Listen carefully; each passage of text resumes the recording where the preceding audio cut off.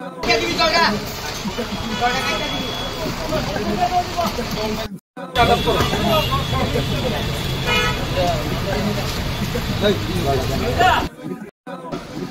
আমরা এনে একটা টেলিফোন আসলো, লাইসুপুরা স্ট্যান্ডার্ডে এনে একটা দোকানে আগুন লাগছে। সঙ্গে সঙ্গে খবর পেয়ে গেলাম, গিয়া দেখলাম একটা ইলেকট্রিক টাকার দোকানের সামনেই ইলেকট্রিক পোস্টের মধ্যে আগুনটা লেগেছে। তো আমরা গিয়ে সঙ্গে সঙ্গে নিভে গেছি। আর বেশি দিন এটা কিসের দোকান আছে? এটা মোবাইলের দোকান। এখন আগুন নিয়ন্ত্রণ আছে? হ্যাঁ, সঙ্গে সঙ্গে আগুন নিভে গেছে। কোনো ক্ষয়ক্ষতি হয়েছে? না, এমনি তার নষ্ট হয়েছে 400-500 টাকার মতো, আর অন্য পুরো দোকান সেভ হয়ে গেছে।